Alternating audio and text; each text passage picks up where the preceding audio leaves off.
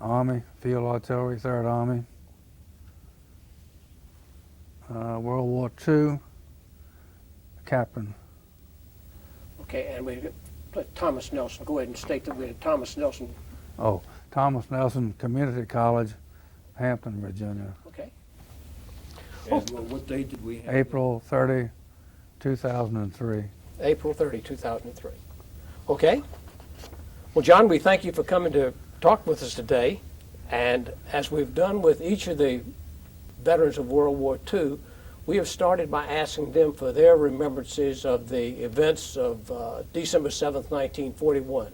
Would you tell us just what you remember about that event?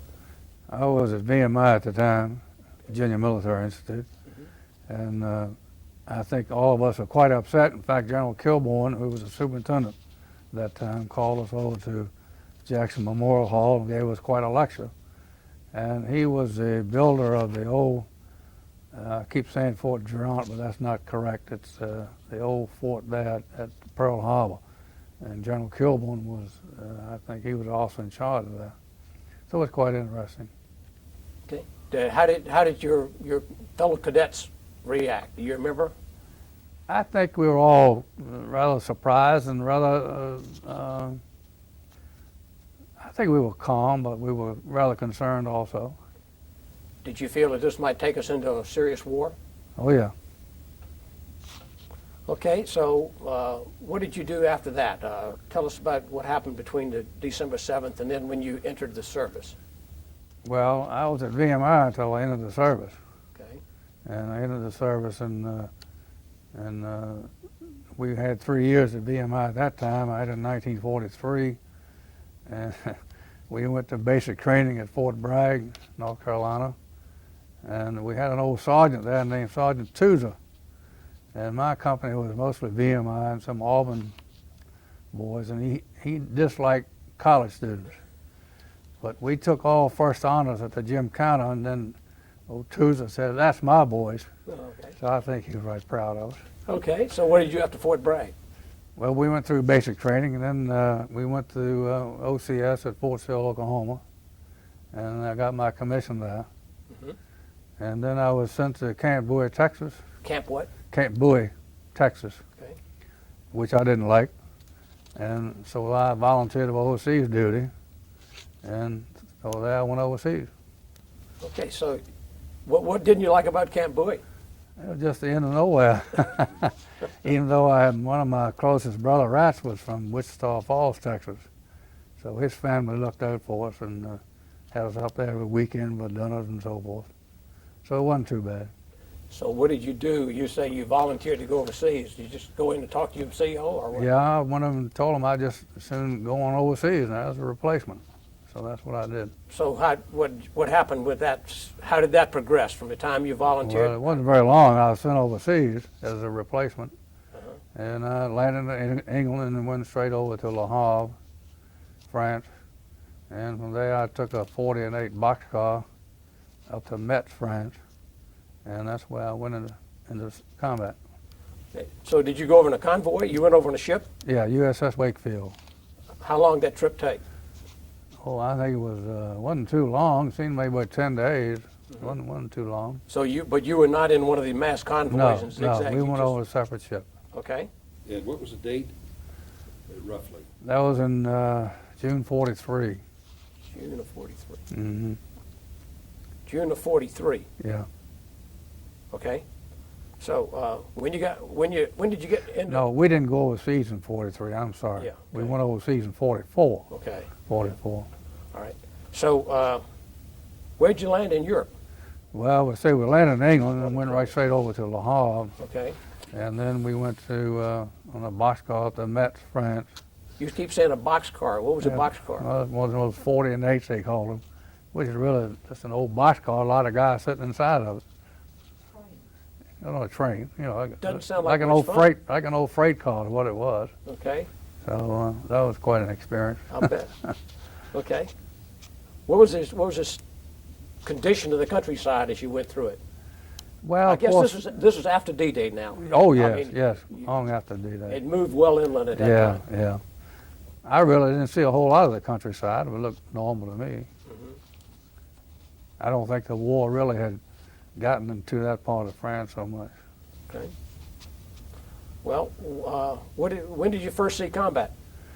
Well, I first saw combat right outside of Metz, France, and I was with the 3rd Army, and I joined the 284th Field Artillery, and that was 20th Corps. So when I joined, the colonel asked me what my MOS was, and I told him I was a motor officer. And he said, son, I want to tell you, up here we don't have any motor officers. You commonly known as a forward observer. So that's where I went in. Okay. As a forward observer, tell us about being a forward observer. Well, you had to set up OPs and direct field artillery. And I guess the biggest, one of the biggest events of my life was with the 5th Ranger Battalion. And we went behind enemy lines and we were surrounded for about 3 days. And hopefully my artillery helped us get out of there.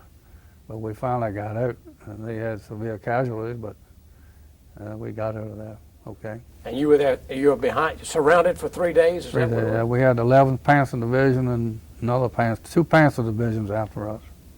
Well, were you in a tank, or how were you traveling? We were on foot, and we were on this hill, and I went around the daggone hill, and they were within 25 yards of me, and we laid out artillery all around that hill, and that's in bragging. I guess that's what saved us. So we had the whole Corps artillery at my disposal, so we had a lot of ammunition firing in there. How many of you were in this group that was surrounded? The Rangers, they have a Ranger battalion of 6 companies, and they have, I think it's 66 men to a company. And they lost one company when we jumped off, just lost one whole company. So we really had 5 companies up there. And they were quite soldiers.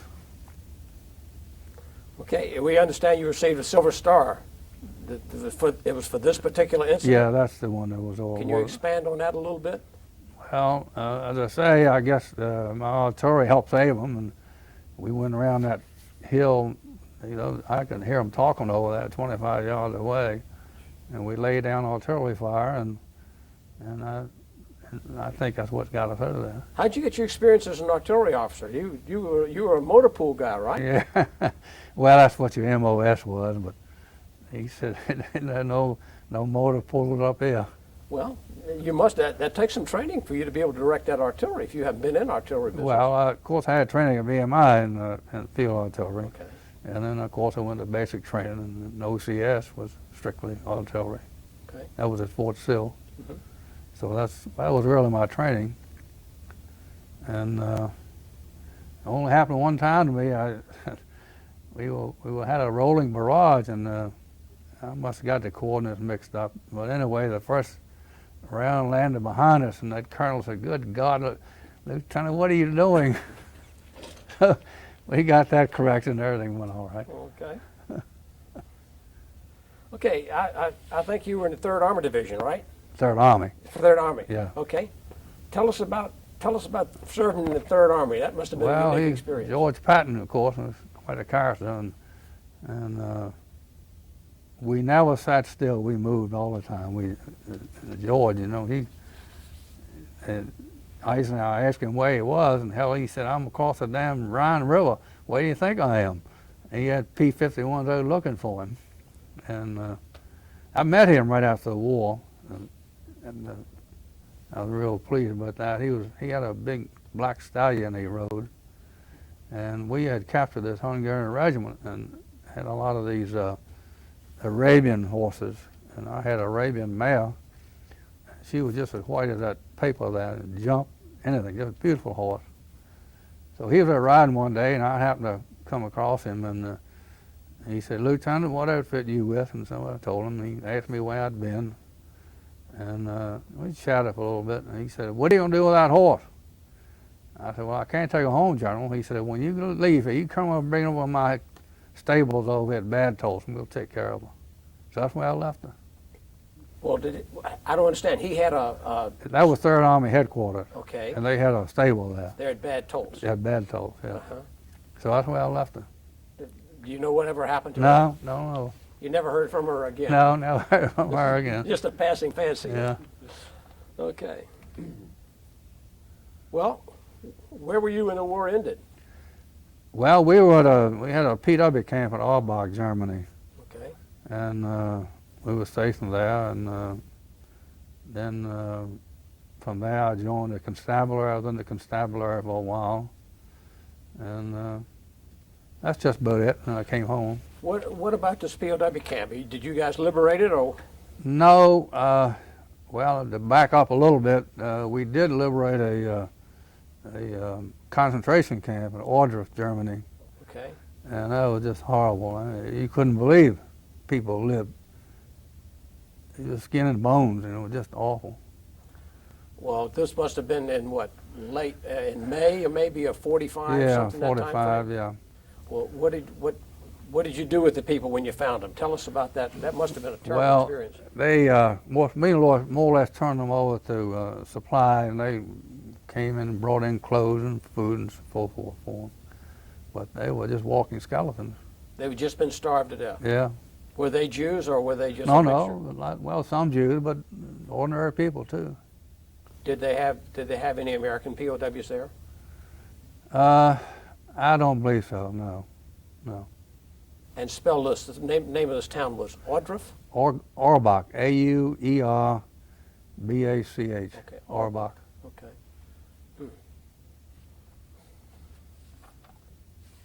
What did you do after the war ended and you head back to the States? Well, I went back and finished up at VMI, Okay. and then I went to work for Virginia Engineering Company, which is now a basic construction company. Okay. And then I told Mr. Miller, who was the president of the company, I'd like to go get my master's degree. And he said, "What the hell you want a master's degree for? You're in the construction business." So I said, "Well, I'd just like to get it." So I went back and got that at Rensselaer in Troy, New York. And I came back and went to work, and I've been there 55 years when I retired last April. So you just retired then? Yeah, I just retired in April. I understand you had a fairly good position there, right? I was president of the company when I retired. That's not bad. No. that's a fairly successful career. Of course, we got into the construction. We were big contractors back in those days when I went with them, and we did work all over the country, in Decatur, Illinois, Florida, Tennessee, New York State. We built practically the State College at Albany, New York. And but then in '83 we had a few jobs which Mr. Miller was concerned about, so we got out of the construction business and we went into the highways and utility business. So that's when I retired. That's what we were doing. Okay, when you came back to the States after the war, step back just a little bit, did you separate from the service immediately, or was it a while before you separated? Well, I went to down at the Armory. They had a drilling schedule there, and I was a ranking officer there, and so I conducted the drill. And this sergeant came up to me and said, "Well, Lieutenant, Captain, we're going to sign you up for summer camp." I said, "No, you're not going to sign me up for summer camp. I'm out." So I got out. So this was how long after the war ended? Oh, I was overseas for another year after the war ended. Okay. So this must have been in 46 sometime. 46, yeah.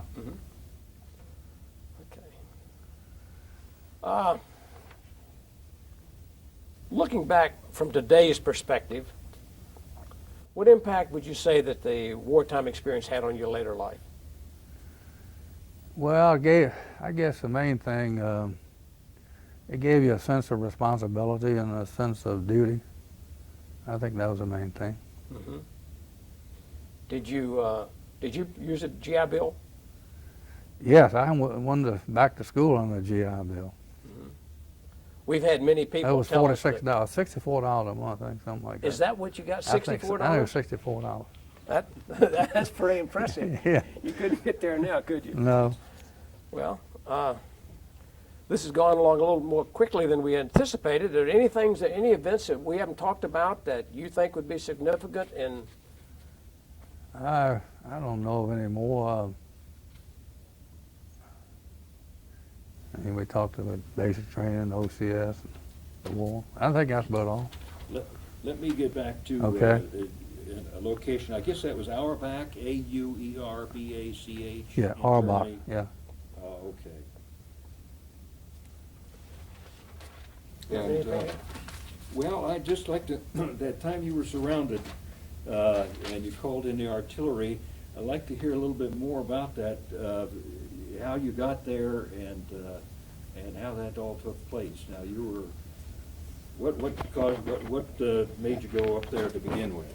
Well, as I say, I was a fall observer, and I was assigned to the 5th Ranger Battalion, and their mission was to secure this road junction at the bottom of this hill where we were, which we did, and that's about it, except the fact that I think we had a lot of artillery behind us, and it got us out of that hill.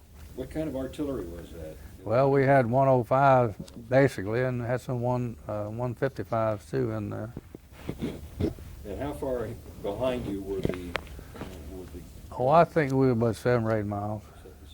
hmm I did have one experience with a 26 Recon. I was a fall observer with them. I forgot about that one, and we were hightailing down this road, and we didn't find anything. We turned around and came back, and they ambushed us. We got through all right, but I told that guy, I said, I'll never volunteer with you guys again. Go ahead, Don. Yeah, so you were actually with the Rangers. You weren't a Ranger yourself. No. I was just assigned to them.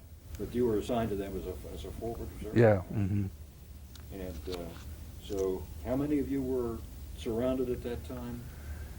You mean how many Rangers? Yeah, the group that you were with. Yeah. You were surrounded. Well, I say the Ranger Battalion was 6 companies, and there was 6 or 6 men in a company. And they lost one company when we jumped off, so we really had 5 companies up there. And I don't know how many of those guys survived. There weren't a whole lot of them. Did you yourself have any close calls? I'm sure you had a lot of them, but anything memorable about any time that you got shelled or you got shot at and were... Well, several, yeah, quite a few times. Yeah, that's what I think. I remember one time I was sitting up on top of a hill, and everybody told me it was right outside of Kassel, Germany, and I think they had just bombed Kassel, and I was sitting up on that hill, and all of a sudden, a damn shell landed over there about 30 feet from me, and I thought I better get the hell off that hill. So I got off of that. But you know, a lot of things you really kind of forget about. Okay. Anyone else have any more questions? Don? Well, John, we certainly thank you for Thank coming, you. and we appreciate the opportunity to talk to you. I was a little nervous, but I hope I You've answered done your fine. question. You've done fine. You seem to be a man of not a whole lot of words, but we had a look. But anyway, we certainly appreciate you Well, thank coming, you. and we particularly thank you veterans for what you did. You served our country very, very well. Thank you.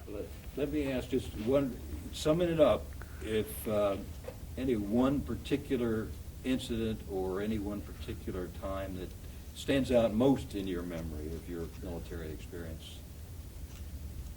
Maybe that's pretty hard to do, right? Yeah, I guess my experience with the 5th Rangers was probably the most outstanding event in my career. You heard General Patton make that speech too. Pardon? General Patton, did you hear him make that speech to the movie? Oh yeah, I heard him make that speech before we crossed the Rhine, George Patton. The same speech he gave in the movies. I think, what's his name, played his part. George C. Scott? Scott. You yeah. mean, you heard the speech where he was standing on the stage? Yeah, oh yeah. Yeah. Well, where were you? You shouldn't we need to hear about that. I've forgotten now where it was, tell you the truth. It was right before we crossed the Rhine River. And it must have been up there near Mainz or someplace like that, near the Rhine. So what was the occasion? Well, you know, Patton, he's always very, I don't say the word, outspoken and whatever. And he just wanted to get his troops riled up, and he got them riled up. Well, it looked like in the movie that George C. Scott was standing on a stage in front of a group of people. Is that what that was? No, this was the one that he wanted to stand on the stage. Okay. Yeah. I think that in the movie, really, it might have been he was talking to the English people. I'm not sure, but that was the same speech. Okay. same speed. So he had it down pretty pat anyway. Yeah, He told it yeah, like it was. yeah. Okay. Because of the women. Yeah, he toned it down a little bit. He didn't use too many fallout of words. Well, we certainly thank you, John. Well, thank and you. I we, hope we'll I- get you a copy of this, and we look right. forward to talking to you again sometime. Thank you.